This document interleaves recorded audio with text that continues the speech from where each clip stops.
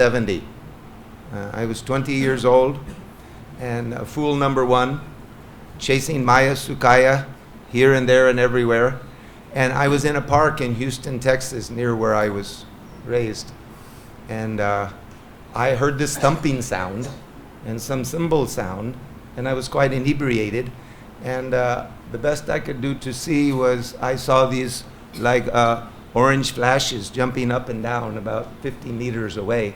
And it was the Sankirtan party, Prabhupada's disciples. This was in 1970, so they were all initiated or disciples of Prabhupada, followers of Prabhupada, and I heard for the first time this chanting of Hare Krishna. Of course, I thought, that they were quite strange at that moment. And then we, myself and a lady friend, we traveled to Boulder, Colorado. Vamana Prabhu knows the states quite well, so Boulder's quite a hippie camp there. It's a big university. And so this was just a few weeks after seeing that Sankirtan party in Houston. I was walking along the main thoroughfare at the Boulder campus, University of Colorado Boulder campus.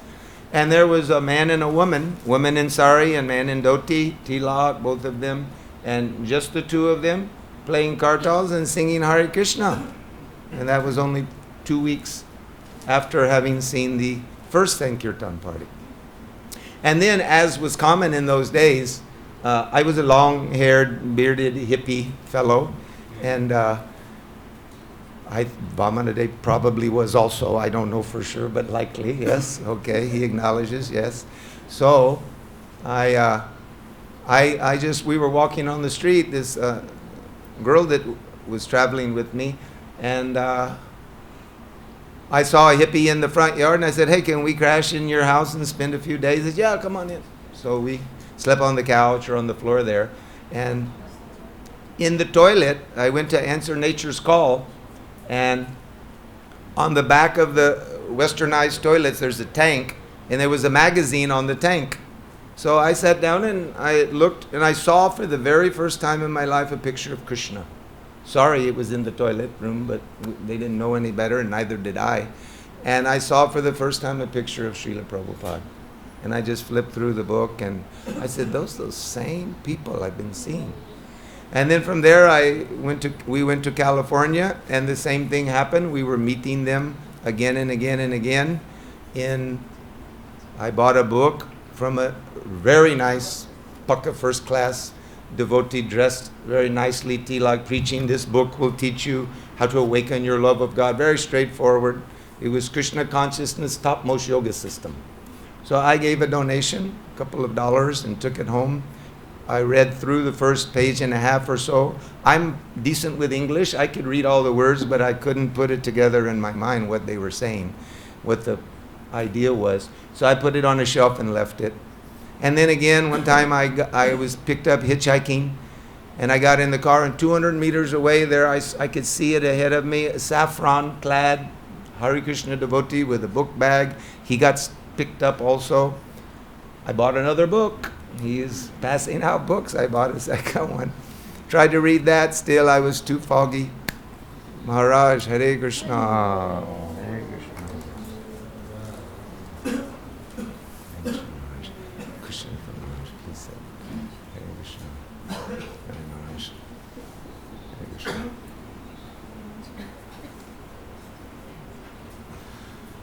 Thank you, Maharaj, for coming.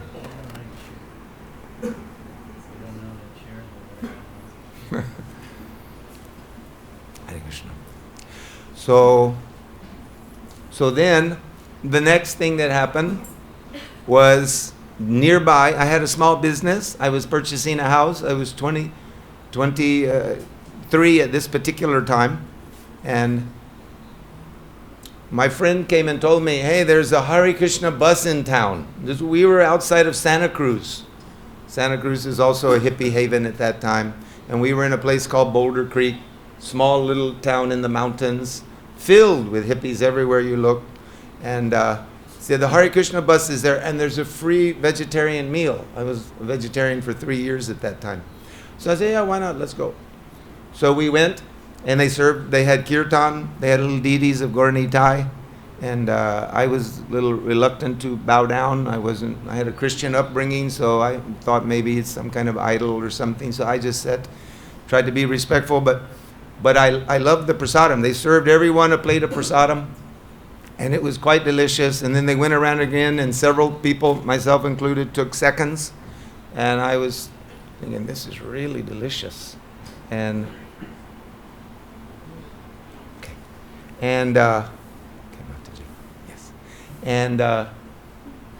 then they served thirds. Everyone else had given up, and I said, yeah, I'll have some more thirds. And then the devotees started snickering. They said, they were pointing the finger, and I guess they figured if I liked prasadam that much, maybe someday I'd become a devotee. And then the good fortune happened to me. I was in a dear friend's home, and I was looking at his books, and I saw a book. I read the side of it, Bhagavad Gita as it is. And I took it off the shelf, and I asked him. I said, I'm not familiar with this. What is it? He says, it's kind of a Bible from India. I said, well, I'm curious. I'll borrow it. I'll take it home. I'll bring it back. So I went home, and I closed my business, and honest to goodness, from cover to cover, I read the entire Bhagavad Gita, 900 pages in 3 days. I don't know if I slept. I don't know if I ate. But I understood after 900 pages and 3 days of reading that Krishna was God. And I understood in my heart that this person who had given those translations and purports was someone I would want to try to be a follower of. So in my very good fortune, I looked in the back of the book and I saw the list of all the cities in California that he might be there. I called one and they said, no, call Los Angeles. I think he's there. So I called the Los Angeles temple. They said, yes, he's here. He'll be here for a few more days. And I don't remember exactly what I said, but it was something like, please don't let him leave. I'm coming right now. So I got in my car and drove 6 hours. I had a little Volkswagen, Beetle car. And I drove 6 hours, bushy beard and all, hairs and all that. It looked like I was a forest creature. And to my good fortune, I got to listen to Srila Prabhupada give a lecture. Before that, we were all sitting very packed. And let me say, she always is a little embarrassed when I do, but just to set the record straight, she had joined the temple a few weeks. She joined in November of 73, and there I was in early December of 73. And we met only 8 years later when we married. I was a brahmachari for 7 years, and she was full-time book distributor with the Women's Party. So I got to hear Prabhupada speak several times. I even got a little seva. He had some special ruby beads that he would wear in certain circumstances when his health would benefit from wearing them, and the strand had broken. And a very merciful devotee, that Grihastha devotee that let me stay with him, gave me the service of stringing Prabhupada's beads. So that was my first day, first devotional service rendered. And after 3 days, I went back so excited. I couldn't think of working. I couldn't think of carrying on with my business. I just wanted to join all those saintly people that I had just met for 3 days there. And I did just that. I had to go around and borrow one of those electric clippers for the hair. It took me a while to find someone that had them. And when they did admit, yeah, I have a pair, what do you need them for? And I said, don't worry, just let me borrow them. And I went back and shaved my own head, long sika I left. And then I called the temple and I asked, please send devotees. I have a house, we can make it a temple, and we can preach from there. And they came for 1 year.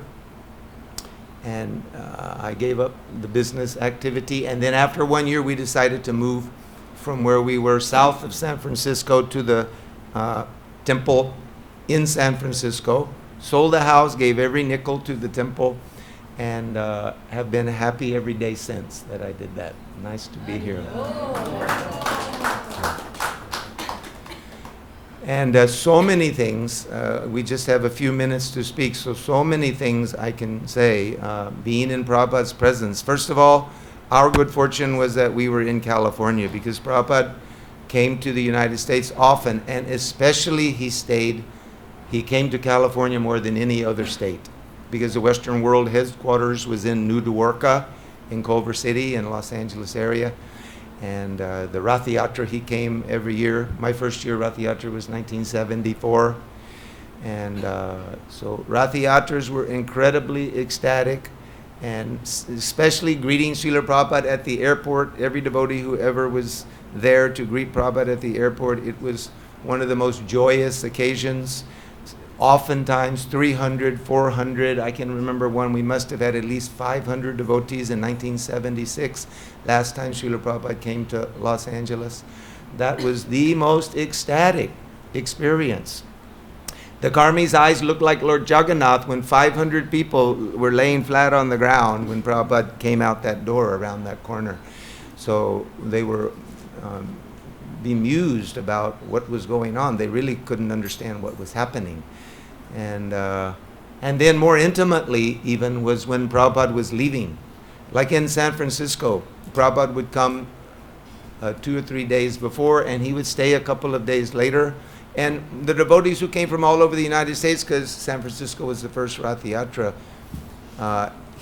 Prabhupada, like I said, stayed a few days longer, but the devotees had to go back after Sunday night's festival. Maybe early Monday morning or Sunday night they would drive long distance to get back home to do their service. So there was much more of a small group of devotees there. And going to the airport was ecstatic to sit, just 20 or 25 of us sitting at the feet of Srila Prabhupada, and he was speaking so sweetly about so many topics. And so that was a whole different mood than 500 devotees jumping over chairs and all the crazy things we did when we were trying to get there on time to greet him when he came around the corner. So that was ecstatic. Janmastamis were ecstatic. Gaur Purnimas were ecstatic. I was blessed also. Just 2 years I was the disciple of Srila Prabhupada, and I went on 4 morning walks in, they call it, the technical name is Berkeley, but the nickname is Berkeley. So Berkeley, California is a place of all the hippies, and I got to go on 4 morning walks with Srila Prabhupada. And I was very shy around him. There were so many devotees that were senior to us. As a young devotee, I was very respectful to all the senior devotees, and they were freely able to speak with Srila Prabhupada, but I was quite cautious about that. I had, on one morning walk, I had the idea to ask a question to Srila Prabhupada, but still I was feeling nervous, because if you ask some highly impractical question, some esoteric, I guess is a better word, esoteric question to Srila Prabhupada, he might look right at you and say, why you have asked that question. So I was a little nervous. I really was not I was afraid to be chastised a little bit. So I got really close to asking him, because I kind of weaved my way through the group. About maybe 15 devotees were on the walk, and I weaved forward in between devotees, and I was like between this Prabhuji and myself. Prabhupada was walking so aristocratically as always, and I was ready, and just a little shh came out. I was going to say, Srila Prabhupada, and I had a good question. He wouldn't have been concerned. But I froze when just the shh came out. I just couldn't go forward. I just like tightened up, and I couldn't say it. So I just kind of slid back to the back, and I was thinking, well, better 2 ears, 1 mouth, keep them open and the mouth shut, and just listen. So I was a cautious person, and very pleased to be in Prabhupada's presence. And the two times that happened that I saw Prabhupada dance, only twice. One is the famous picture of Srila Prabhupada with his arms up on the stage, and that we've all seen it with the red long garland. If you weren't there, you may not know that before he was standing up like this, he was sitting on the Vyasasan. He had been handed a beautiful bouquet of long stem flowers. So he was holding that on his lap. But the kirtan got so ecstatic. And if you see some of the pictures with all of our, Jaya Tirtha and so many devotees, a wide angle of it, devotees were smiling ear to ear, dancing ecstatically on the stage, what to speak of all of the brahmacharis in front of the stage and all the Matajis. Everyone was in ecstasy. So Prabhupada stood up with this big bouquet of beautiful flowers and his long red garland, and he walked toward the front of the stage, and one flower at a time he was throwing up in the air. And like missiles, especially the brahmacharis, were like missiles trying to, grab it. And then you see the beautiful photograph of Prabhupada up with that beautiful red garland. But what you may not know is that also he took off and bundled it up. It was quite a heavy garland. He bundled it up as best as he could and threw it up in the air. And all I can say is that it just exploded when about 15 or 20 hands just, managed to get to it at the same time. I wasn't one of the fortunate ones, but so many grabbed it. It's like when you drop a little piece of bread in a pond full of fish, and they all just at the same time, immediately you cannot find what was there because it disappears. So that garland just immediately disappeared. So that was a very ecstatic time. And then the last very wonderful time was my first trip to India in 1977. I joined in 73, so finally in 77, after some years of Sankirtan, then I got the permission of the temple president to go. And we were on a 747. Actually, it was the first 747 airliner that was going to land in Calcutta. And there was room for about 400 people on that plane. 370 of them were Hare Krishna devotees, and the 30 others were wondering why they got on that particular plane. Because we had madungas, dancers playing up and down the aisles, and all kinds of wonderful burfis and things from all the different temples. They cooked their finest and brought it to pass around. And even on Air India, the wallpaper of the plane, would you believe it? Krishna lifting Govardhan Hill was on the wallpaper of the plane. So it was totally ecstatic, and of course we were young. I was 25 years old at that time, 26. So excited to be going to India, so excited to be in Prabhupada's presence. And this is 77. This is like February of 70. I'm sorry? Oh, okay. Well, my understanding was the 747 was first because they were all there waiting and garlanding every single devotee that came. So I could be mistaken, Maharaj. But we were on a 747, and for some reason they had a long enough runway that could land there. That was my understanding. So anyway, when that was just 6 months before Prabhupada's departure, maybe 7 months before his departure. And he gave 3 incredible lectures. He was allowing us all to come to his room and have his darshan in the Lotus building. And we were completely ecstatic, especially us new devotees there for the first time. Everyone was ecstatic, always in Prabhupada's presence. So after giving a lecture, this quite amazing thing happened. Prabhupada got down and walked in front of Radha Madhava and pranamed. And then he walked around and rang the famous bell, and then pranamed again. And then walked around, rang the bell second time. Hansaduta is leading an ecstatic kirtan, singing a little too high for me, but anyway, he was singing a very nice kirtan, everyone enthusiastic. Prabhupada pranamed the third time and walked around and rang the bell, and then again walked in front of the deities and pranamed, and then a smaller group of us were in front and a larger group behind. I was in this smaller group. Prabhupada took a turn and took 2 or 3 steps toward us, and then he threw his arms up and began to jump in the air in the middle of the kirtan. And of course, everyone was, we would break a hole in the ceiling this high. Everyone was jumping so ecstatically.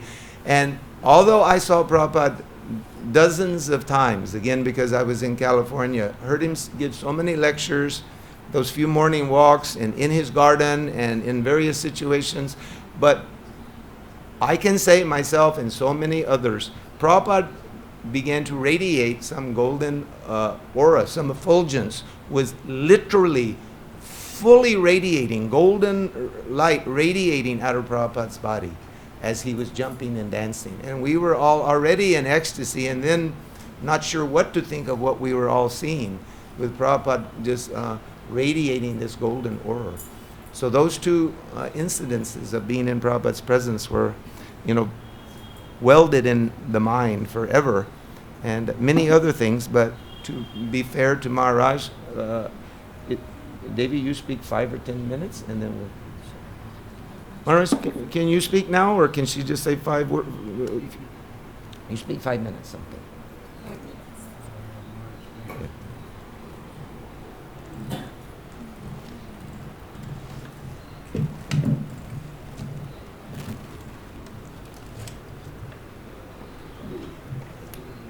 To speak about Srila Prabhupada in 5 minutes is very challenging.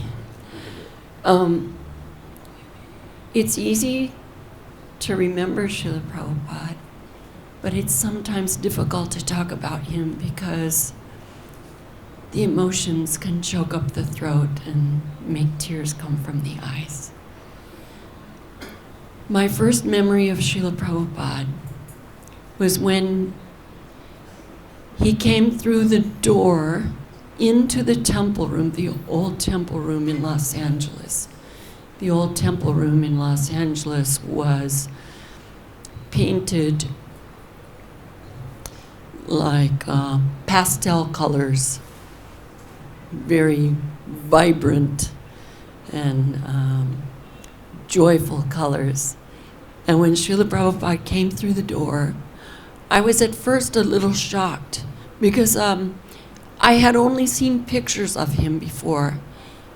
And when I saw him standing, I realized he was only 5'3", and I was 5'5". So I was a little surprised to see how short his stature was, but then I quickly got over that initial surprise, and I noticed how stately he was, how regal in his bearing. And one of the sweetest things I remember about Srila Prabhupada was that the first thing he did when he came through the door was he looked in the eyes of all the devotees.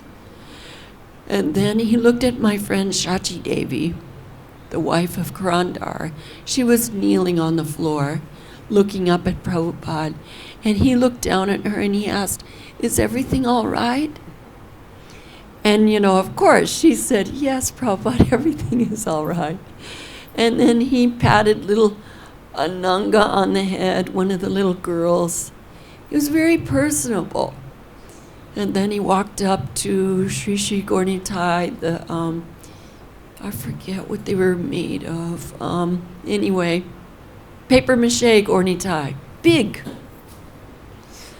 And he looked at them and prayed to them and then he would touch his danda on the floor before he offered his dandavats.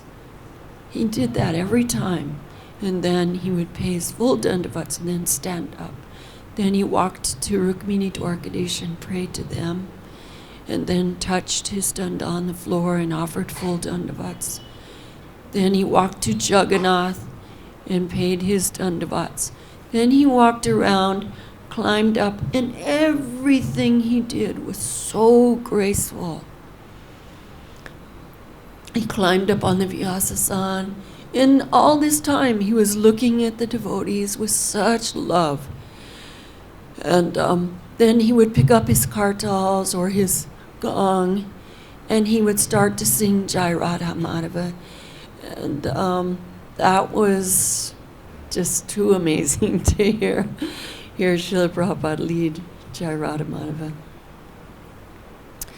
Prabhupada was always teaching lessons in everything that he did.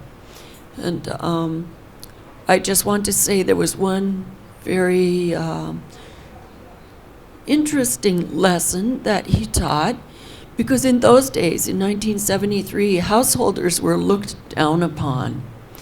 So we felt very lowly, and nonetheless, we had such great hope that Srila Prabhupada would come to visit our apartment, or as they say here in India, our flat.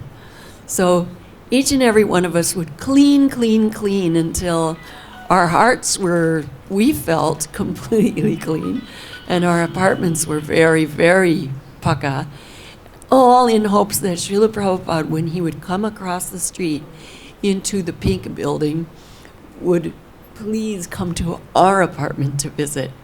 So Srila Prabhupada walked into the apartment building and all the way back to the playground, and then he turned around and he came back, and he didn't stop in our apartment, but he did stop in the apartment of Smarnananda and Samsara Mochan on the left, right at the end.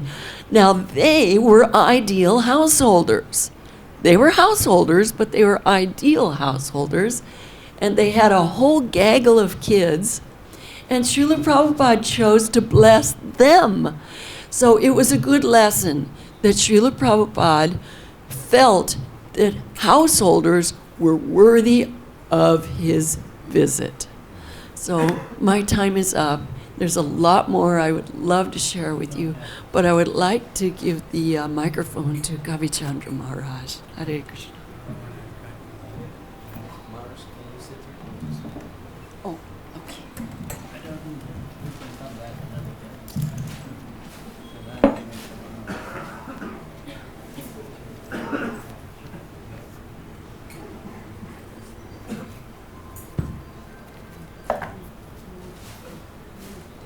Okay, Hare Krishna. Namo Vishnu Padaya Krishna Prasthaya Bhutale Shrimati Bhakti Vedanta Swamini Namini Namaste Saraswati Deve Gauravani Pracharini Nivasesha Shunyavadi Paschachari Satarani Vanchakalpa Trubhyascha Kripa Sindhubhye Vicha Patitanam Pavanebhyo Vaishnavebhyo Namo Namo.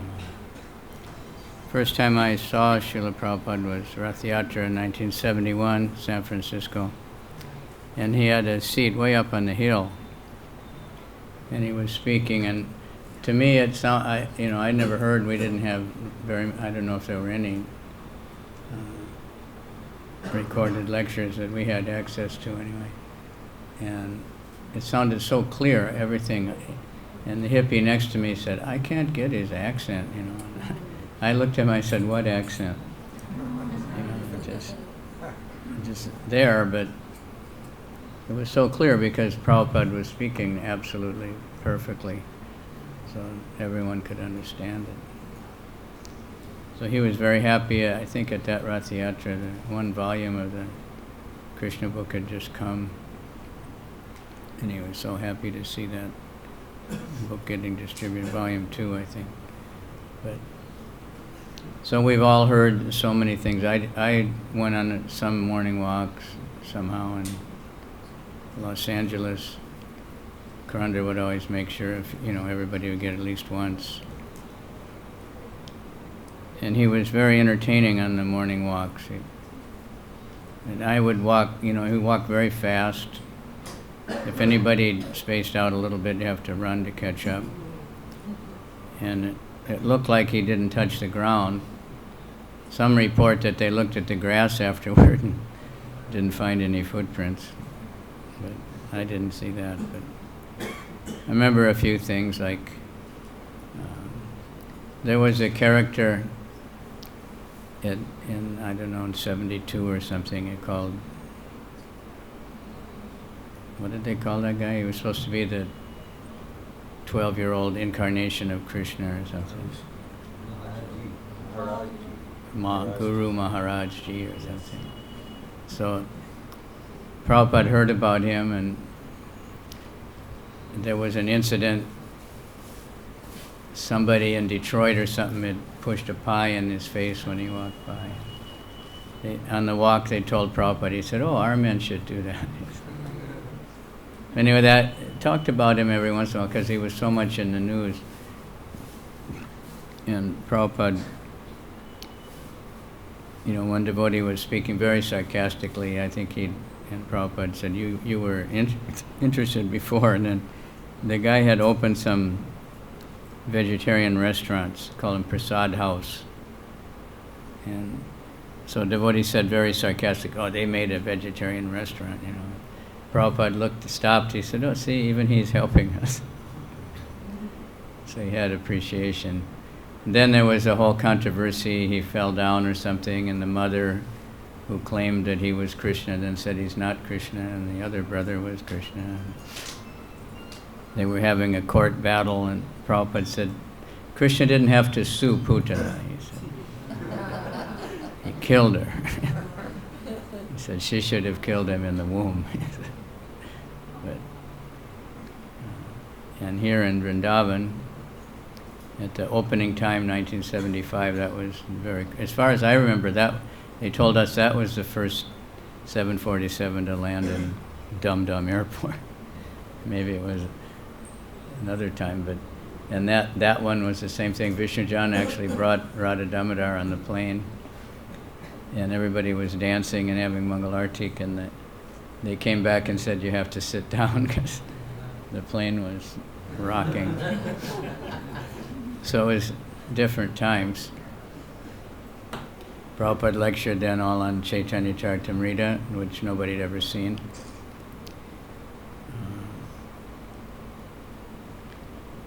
And, you know, there was a long time before the opening at Mayapur Festival. That was when everybody went to Mayapur, and then afterward everybody came to Vrindavan. Kartik wasn't a big deal then. But that's how Prabhupada arranged it. Actually went to, one year we went to Puri in between. Everybody went. Prabhupada did Pandal program. I don't remember very much. One thing I remember what he said was, he is Jagannath, he is not Purinath. Because the people there are thinking, you know, he's the Lord of Puri. And in Hyderabad, somebody came up and started telling how his mother was seeing Krishna dancing outside her bedroom window or something, and devotees were trying to stop him. Prabhupada said, no, it's all right. And he let him talk like on and on and on. Finally, he got tired of talking, and then Prabhupada said, if you ever see Krishna, then you will never, you know, he went really heavy. But he didn't criticize, but he just said, if you really see Krishna, if you really saw Krishna, then you'll never give up. You'll always see Krishna. You'll always be looking for Krishna. You know, like the Goswamis, they were always looking for Krishna. So then he spoke very, very strongly like that. He went to the house of this donator for the new temple, and he said, all glories to Mr. Reddy. You know, he just little things he did. He was very, very personal. My own personal experience was very small, but one morning walk, well, actually, we were talking about that Guru Maharaji, and the Sankirtan devotees had a lot of experience because they were out also in the parking lots, and then they made a lot of trouble for us, you know, but at first,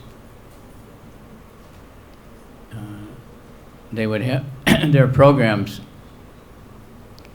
and we would go to sell Bhagavad Gita, and we'd say, you know, he's Krishna, and this is Krishna's book. And we sell a lot of Bhagavad Gitas in the line. But then they caught on. So they came out, they called them premis. Don't take those books, get inside, don't take the books. That's the kind of people they were. Because he said, he would say, Bhagavad Gita says this, Bhagavad Gita says that. But they didn't have any books. He said that books were for Kali Yuga, which is true. He said now that his presence, it's not Kali Yuga anymore. It's Satya Yuga, so we don't need books. Just whatever he says. So on the morning walk, they were talking something about him. And I was very shy to ever say anything. I thought, you know, I'm going to say the wrong thing, and I don't want to get on the wrong side. So anyway, I blurted out something, I can't even remember, but about how they don't have the books, but they say that. And Prabhupada turned around and he shouted something, you know, how they were wrong, or whatever he said, you know. And then I just got uptight and backed off. And later, after I listened to many walks, I understood he wanted to engage in a conversation, you know. But I just thought, uh-oh, I better get out of here. But I can't remember what he said exactly. But, you know, you have to have books. Prabhupada put so much stress on the books. as far as his Leela, the thing he did the most was work on the books. Like Gargamuni has his CD out there of the art. He says Prabhupada is the artist. Because Prabhupada told the artist exactly what to paint, right down to the finest details.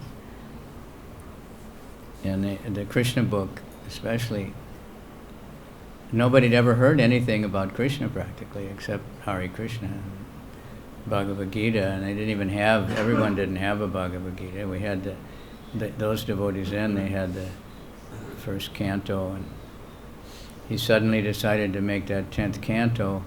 He wrote a letter to Jadharani and described 5 Leelas and said, paint this. And 2 weeks later, he wrote another letter, 5 more, and like that. And then they said, we don't know anything. And he would tell them like this, like that. And he said, just chant Hare Krishna the whole time you're painting, and then it'll be all right. And we see those are very transcendental. He has 64 paintings in the first volume of the Krishna book, the original one. The second volume was about half as big and had 30-some. And he said he even delayed the printing. The book was ready, but he delayed the printing until all the paintings were ready.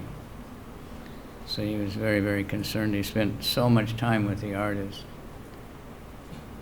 Gargamuni said he just studied all the letters, long, long letters, besides many personal meetings, telling him exactly that, because they would always make a sketch and then he would, adjust everything. So, and then the Bhagavad Gita, many of you may not have ever seen it, but the first Bhagavad Gita had many philosophical pictures. The Prabhupada designed all of those, how to explain all the different things about the changing bodies and the soul and so many different things, the 3 modes of nature. Prabhupada told him exactly what to paint. He was very, very detailed on everything. The first books for a long time, the first Krishna book was very big, 10 by 12 inches. Quite big, right? And huge 12-point font, thick, bold, and then all those pictures, the 3 sections of pictures. So he designed all that. He wanted it like that. And I know when we first when I first started selling it, we were first reading it also practically, and we just show the pictures and say, these are windows to the spiritual world.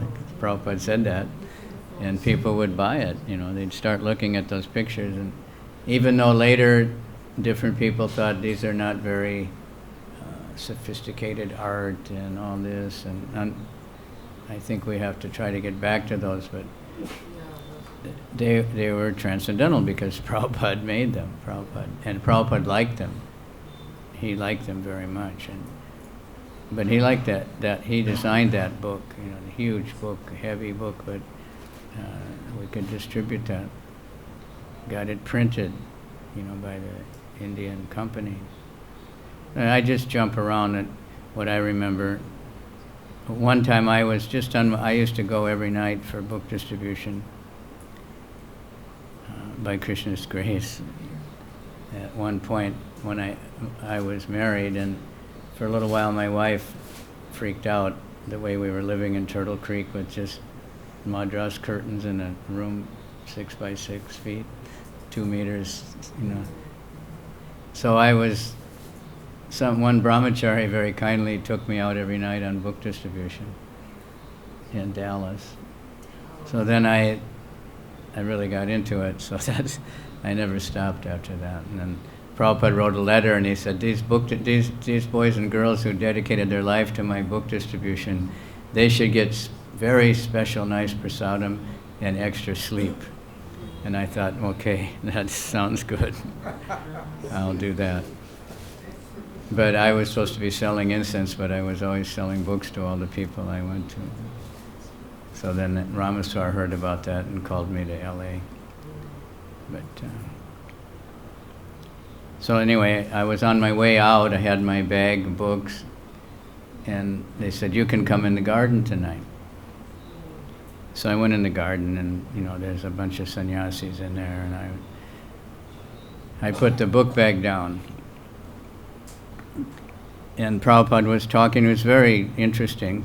You know, that was a time of hijacking airplanes. You know, these guys would get on and say, take me to wherever they wanted to go. And so one sannyasi was saying that, you know, they took his danda apart or something. That happened to me in Australia. They just unwrapped everything because the wood might have a bug in it or something. But in that case, they thought it was a weapon, so Prabhupada, he laughed, he said, but they never get the hijacker. They harassed the sannyasi. Then the plane was going over, several things happened, and there was a big noise from the temple room. And somebody jumped up to stop it. Prabhupada said, what is that? He said, it's Pradyumna giving Bhagavad Gita class. He said, don't stop it. You know. He didn't care that there was a big noise coming, and even though he was sitting in the garden. I don't know if I went more than once, but so he said, then an airplane would go right over, very noisy, you know. He said, Krishna has much better than the birds. Then he said, there's a huge bird that flies between planets, and it lays an egg, and the egg hatches, and the top of the egg is like a parachute, and it comes down. He said it, I heard it. Then there was a little pond, fountain in the middle of right in front of Prabhupada. And he would have sometimes to just read the Krishna book. So they were reading a Krishna book, Dvidvida Gorilla. So it said how he would go to the seashore and cause tsunamis. Prabhupada said his eyes popped up huge. He said, the whole ocean. He said, just like we can stir up this little, you know, it's this big, we can make a big disturbance in there. He said, the whole ocean, you know. So he, you know, he was right into it. So many days, even earlier sometimes, I mean, we used to look out the window upstairs and he'd just have somebody reading Krishna book, which is not only that he was trying to tell us to read it, but we should understand that, but he liked it. He said, I want to see what Krishna has written. I didn't write this. And so, you know, he showed us that example. He read his own books. But that, you know, main thing he worked on every night, many hours, from maybe 1 o'clock until 5 or something, you know, he would be working on the translation. Then 6 o'clock he'd go on the morning walk. So in Vrindavan, at that time we could take a very peaceful walk up this road at 6 o'clock in the morning. And you'd meet 2 or 3 farmers that would say Jai Radhe. And Prabhupada would say Hare Krishna. And that was it. It was all for us, right? In 75, even 77, I think. Krishna Balarama have attracted, Prabhupada said, all these people. He was saying, do you think anybody will come to a temple so far away? Meaning far away from Vrindavan, you know. Fogal Ashram was the next thing. You know, maybe you don't even notice Fogal Ashram anymore. Yeah, the new people. You'll see when Radhanath Swami comes, that's where they stay. It's a really big place. We stayed there in 75. It didn't look like then. Huh? It didn't look like that. No, it's probably been fixed up. And when we walked to Mangal Artik, people were squatting by the side of the road and you just hear the pigs, you know, feasting. Right? Yeah. You saw that? And across from Fogal Ashram, that 24-hour Ram Kirtan. Yeah, Sita Ram Jai, Sita Ram, Sita Ram. It was beautiful. Yes. And they had many different groups and they all had their own different melodies. And they'd been doing it for over 60 years. But after a few years, they ran out of young people or something, didn't have it. So it stopped. Very sweet. So he came, you know, there was a big fuss. The opening was supposed to be Janmashtami in 74. And he came and nothing was ready. I mean, we had our tickets and everything, and we got some vaccinations, homeopathic, and then they canceled it. Then it became Ram Navami, so it was a long festival that year, waiting for Ram Navami. And I remember Prabhupada coming out every morning, and everything was construction, nothing was finished, outside nothing was finished. And I remember one morning the gate wasn't there. He came out, he took his cane and he measured something and he started telling somebody how to fix the gate. Everywhere he looked, he was telling someone, do like this, how to do that, fix this. And outside on the road, they had put these, you still see them once in a while, it's supposed to be a shop, that you just, the thing falls down and there's a little shop. And they were thinking devotees could have shops or something. But naturally, different people moved in there. So every morning, somehow I went many mornings. At that time, I was a famous book distributor, and because there wasn't that many.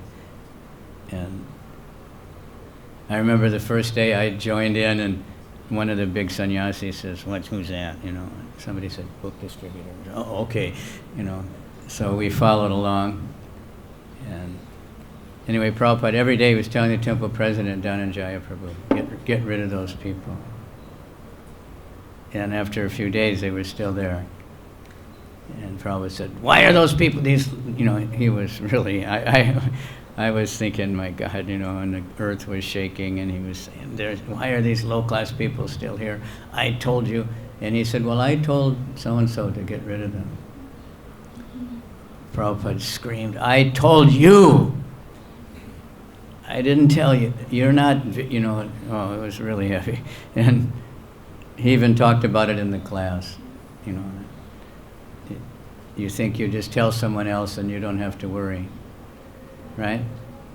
Never say like that to Prabhupada or to anybody, but if they tell you to do something, and if you tell someone else, you've got to follow up and make sure they're doing it. Not that you think it's done automatically because I told so-and-so.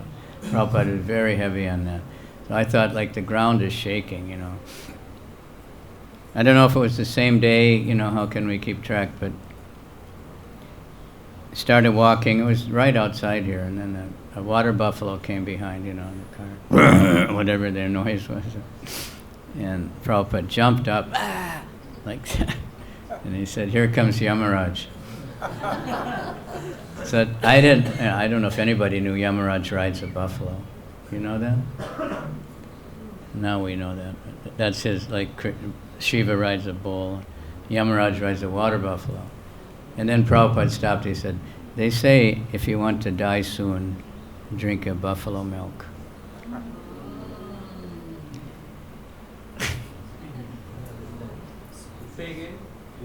If you want to die soon, drink buffalo milk.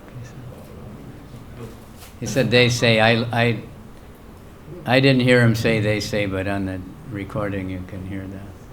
So then that morning after he was so heavy with Dhananjaya, he said, how can I run this temple with fools like you? And, just... I asked Dhananjaya a few years ago, he said, oh yeah, I remember many times like that. Prabhupada had different relationships. Like some devotees would never believe Prabhupada would do that he'd actually scream at somebody and call him an idiot. But then immediately, I guess the moon was still up, and he said, do you want to hear my theory about the moon? You can hear that. And everybody said yes, and Tamal Krishnaraj was right next to him. He said, I think the moon is hot fire, but it has a cool atmosphere around it. That's why the moonlight is cool. And Tamal said, they say that the moon is reflecting the sun. That's why it's glowing. Prabhupada, he looked at the road, he said, why isn't this glowing? The sun is shining on it. And Tamal Krishna tried to give all the science arguments, And Prabhupada looked at him, he said, why aren't you glowing? And then So it was so funny, you know, he completely changed from apparently so angry to just joking. So that means he wasn't angry like we get angry. Although Prabhupada said his anger was real anger, but it was a show just to make a point, you know, very strong. He wanted to teach a lesson, but his anger wasn't like us where we don't get over it for a week or a year or a whole life, and we have liver disease and everything because, you know, poisons the whole body. It was just a show. But another time that he looked ahead, there was some sadhu walking along with him, and there was a big tree. The guy was a Mayavadi, so Prabhupada looked at that tree. He said, "You see that tree?" He said, "Yes." He said, "Can you water every leaf on that tree?" So the guy said, "No." Prabhupada said, "Well, even if you could, it wouldn't help the tree." That's the Mayavadi, you know, serve man, serve God, serve all the people. Then he just laughed. He said, "You have Gandhi disease." He said, "We have to cure you." So he had that, you know, amazing sense of humor. Many times Prabhupada's jokes, nobody could understand them, because the Indian sense of humor is based on culture and language. And Jayapataka Maharaj tells jokes sometimes, and he starts laughing like anything, and everybody's like, "Don't you get it? Don't you get it?" So Prabhupada, but he had that, you know, he was very jolly all the time, even though no matter what else. So the opening of the temple, of course, we see the picture outside doing the first artik. In the temple, everything was completely mobbed, and people were standing up on the pillars, and Prabhupada was in ecstasy. I especially remember when he threw the water. We don't do that anymore. I always do that, but I don't like that sprinkler, you know, but Prabhupada. And he was really happy. And then he gave a little talk with a handheld megaphone afterward, which nobody could probably hear. And that was the first time they offered 108 offerings. And somehow afterwards somebody called me, come in, you know, to pick up the garlands or something. And the whole floor and the stairway, everything was covered with pots for the 108 offerings. And we thought it was, you know, it was fasting day. And then, of course, you couldn't think of eating everything anyway. That was like the first time anything like that. And then Bhavananda came and said, "Why aren't you taking prasadam?" And I said, "Well, it's a fast day." And he said, "Prabhupada's not fasting because it's a deity installation day. It counteracts." And he was very happy. So then he gave the class at night, the first class in the temple room. And he asked for the Bhagavatam, first canto, verse 1. And nobody could find a book.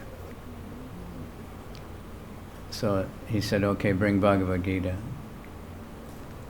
And then he said, we'll do chapter 9. He said, "If you read chapter 9, you'll conquer envy." I've been reading chapter 9 a lot, but it's still envious. I have faith it'll work slowly but surely. So anyway, this fan was making so much noise, you know, ka-kong, ka-kong, ka-kong, ka-kong. So Prabhupada, you know, they wanted to turn it off, but nobody knew where the switch was. The switches are back inside the pujari room or some crazy thing, you know. So they were running all over trying to turn off that fan. Finally, they turned it off. And then Prabhupada, he gave a very, you know, he had his way of explaining everything very simply, but he said, and we all are victimized. He said, "We think you're not suffering because you have a fan. I'm all right. I have air condition because I'm not suffering. But actually you have the fan because you're suffering." Right? It's very simple. All these things we have that we think are relieving the suffering so there's no problem is because we have a problem. It's like nowadays there's so many pharmacies, so many hospitals, and they value a country. Oh, this country has a very high ratio of doctors to people. We have the most hospitals, so there's no problem here. Because everyone's sick. If Lokanath Swami was saying in his village when he was a child, the doctor would come around once a month or something, and nobody ever needed a doctor. Everybody was out farming all day, and they're eating whatever they grow. And now they just opened a clinic in the village, and it's a big ceremony. Everybody's so happy now. We don't have to wait for the doctor because everybody's sick now, because they're driving tractors and they're buying, Uncle Chips and all that. And they're not eating good food. They're selling everything they grow and eating garbage. So Prabhupada tried very much to, tell us what to do, but he showed by his example, like she was saying, he's so personal. In Los Angeles with the cookies. The cookies were for the children. Later it became like everybody has to get something. But Prabhupada, once in a while at the end he'd give a few devotees that were really grabbing, but they were for the children. And he was very careful to call the children and make sure everybody got the cookie. And one Mataji who cooked them, she said, one time for some reason somebody told her Prabhupada's sick, he won't want to give out the cookies today, and Prabhupada was, where's the cookies? Because all the children are waiting for the cookies. He always paid, very careful attention to children, and to their mothers. I wasn't there, but in New York, when there was like 400 devotees chanting Jai Prabhupada, and one Mataji was coming with her baby, and Prabhupada held the door open. He wasn't bewildered by all these people glorifying him. He had his feet on the ground. He was always concerned about the devotees. And my other personal experience was when I got second initiation. First initiation was right after that 71 Ratha Yatra.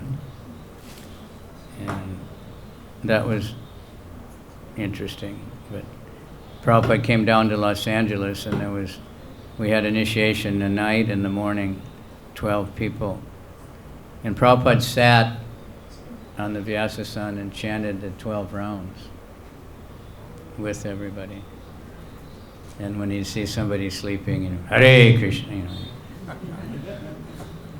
So we all chanted. I guess it made it special potency, but we didn't have new beads. Everybody handed in their beads, got back different ones. And there was no neck beads one time.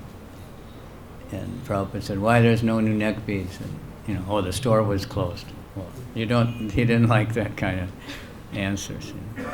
That means they went at the last minute and the store was closed. He did not appreciate that kind of. One time, in the winter, LA doesn't get very cold, but it gets cold and rainy. So everybody gets the cough. And, devotees were coughing in the morning class, and Prabhupada said, why are they coughing? Oh, there's a flu going around. Why don't you take care of them? Really, there's the New Vrindavan also. I was there. And they were sitting outside in the evening, and it was cool. And some of the Maharajis, they didn't have any jacket or anything. Prabhupada said, why don't they have warm clothes? He said, they're all right, they're not complaining. He said, you should ask them every month, I think. You have to ask them what they need, why don't you take care of them? Because he knew, nobody told him, but that was the famous New Vrindavan Sankirtan party. History, different parts of history, but he was very concerned about those kind of things, So, he told that in Los Angeles that time when everybody was coughing, make sure everybody's got warm clothes and everybody's getting medicine and everybody's getting all these things. Why don't you take care of them? Oh no, it's a flu going around, no big deal. He wouldn't accept that. He was very, firm. But all of you, that never saw Prabhupada, and some of his disciples never saw him, But we heard, how many times did you hear my books are better than I am? Prabhupada said that. They used to say that all the time. And Prabhupada did say it. So, because how many people can be with him personally? How many people can, gather around in one class? Nowadays, of course, millions of people could be listening at the same time on the internet. But the books are always there. They're there while he's present, after he unmanifested. They can be anywhere and everywhere. You can take them with you. You can read anytime you want. And he also said that he put his best time into the books. That was his time when everybody's resting, and he was totally absorbed in associating with the previous acharyas and studying their commentaries to make his purports. So he put his best time into that. So much of his time was also spent in management, crisis management. So many, as the movement grew bigger and bigger, there was so many things going wrong. So, we're in Vrindavan. The story is there, what he went through to get this land, and how Radharani gave the land,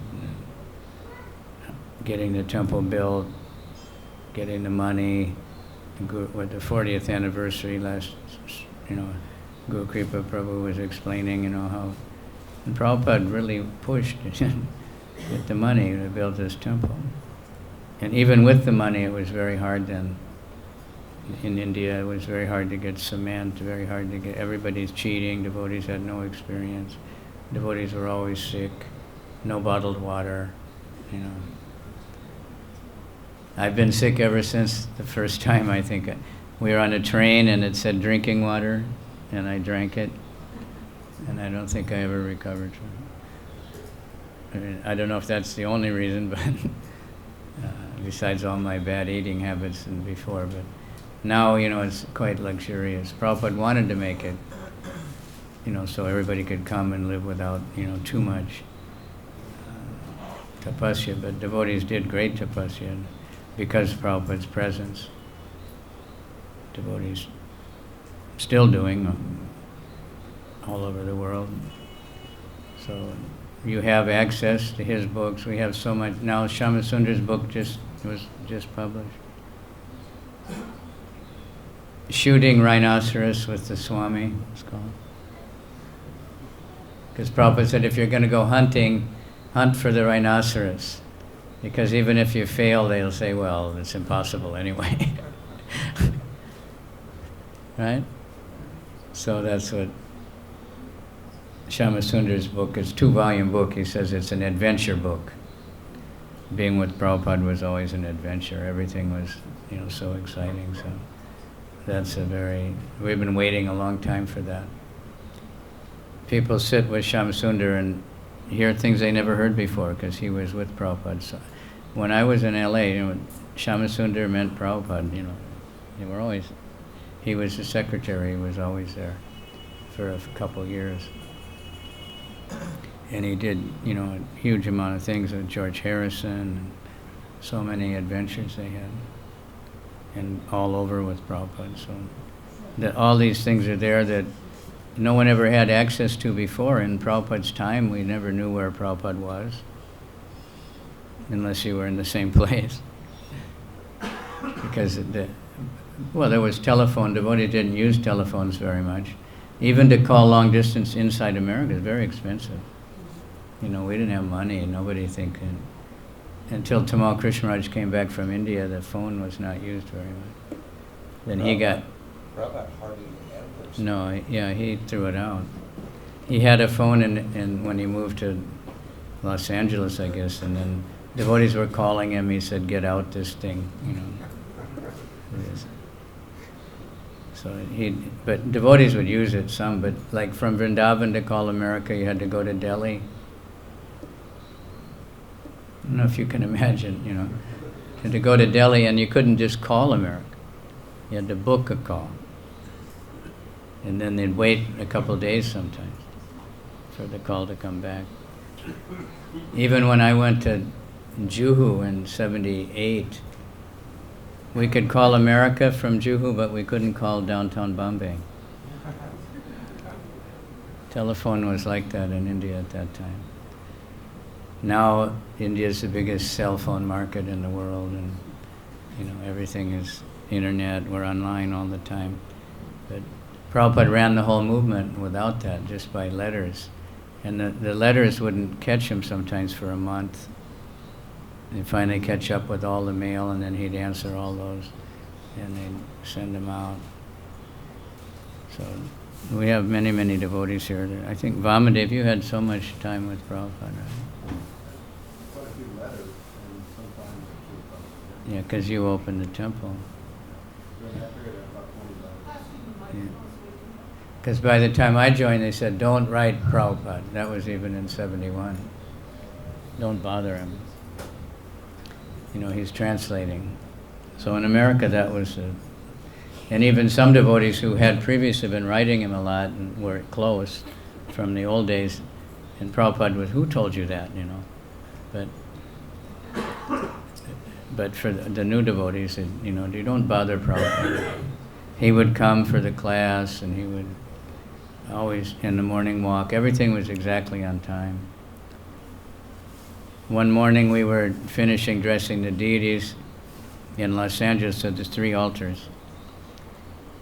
And Prabhupada would always be a few minutes early. And he would come in from the backside and walk up to the Gaur-Nitai altar. And we weren't ready.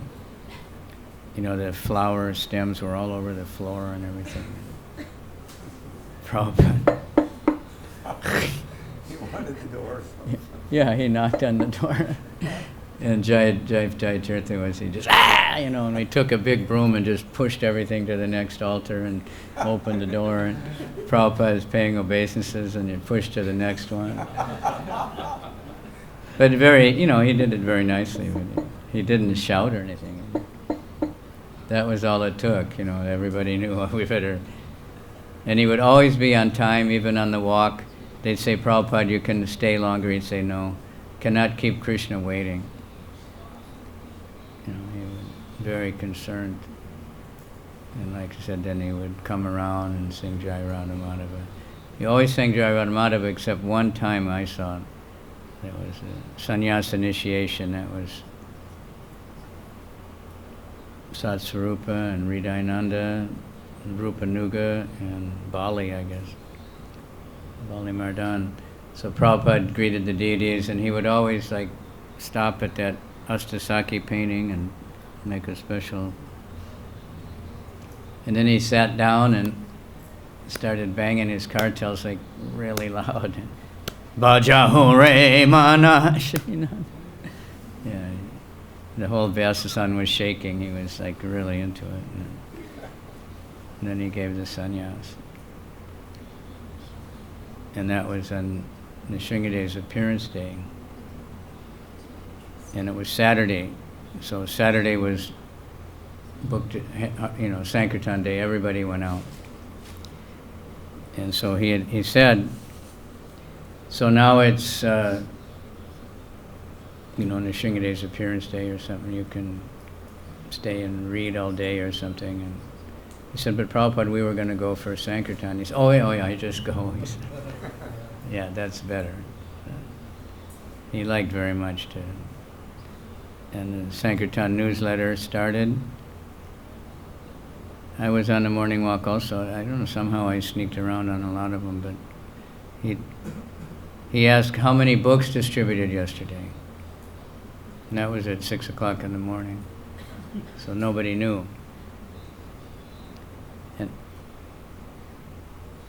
maybe the second day, he said again, so I said, well, Tripurari distributed 50 books. I knew that. And he looked at me, he said, only 50 books? And I said, well, it's only one person, He said, only 50 books? And then Ramaswamy, ding, ding, ding. So that night, Ramaswamy waited in the Sankirtan room, he made a board with everybody's name and all the names of the books, and everybody came back and they were putting in their scores, and he stayed up until the last one came, and then he typed it all up, dear Srila Prabhupada, here's the Sankirtan scores, and that's how the Sankirtan newsletter started. And Prabhupada was very happy, to see the book distribution scores. So then they started getting scores from all over the country and reporting to Prabhupada personally. And he said that, and when he was here in the end of his life, they didn't bother him with anything except reading the preaching reports. And he said, to hear these things is make feel like a young man. So anyway, we know it. You find most of these things in the Lilamrita. Of course, there's so many things, nobody can ever write all the, everybody's little bit of memories. And Prabhupada managed to give it personal to everyone. When I went for the second initiation, I was also very nervous, and because we've only been devotee for a few months, 6 months, it's a little more than 6 months. And he said, how many are waiting downstairs? So I told him. Then he said, there's one Indian boy? And he was like, yeah. And that was Swarup Damodar. And I didn't know him. He just came because he lived in Laguna, so he just came every morning and for the walk and the class. And then he would go back because he was studying. And I said, I think Japanese. And Prabhupada went, because he knew Swarup Damodar because he spent a lot of time with him, and he was on the walk with him every morning, but he didn't know for sure who was waiting. But he was so excited to have an Indian boy get initiated, They weren't coming forward at all. Anyway, I took too much time.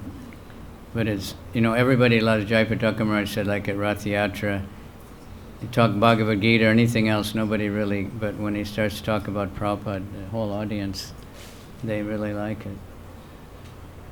And this year at the Calcutta, the 50th, Prabhupada leaving India, they had a big stadium, 13,000 seats. And it was selling tickets, I think, 1,000 rupees or something. Twice sold out, morning and evening. Plus many, many people standing outside. So Prabhupada, they appreciate, the Calcutta people are very proud, he's from Calcutta. But that's how much he's becoming known because of it. And, the things he wanted, the book distribution is, we hear fabulous scores here every morning, just at the temple, right? The Mataji's outside, have you watched them? They're very clever, those Russian girls. They give people tulsi and flowers and all kinds of stuff, and they're everywhere out there.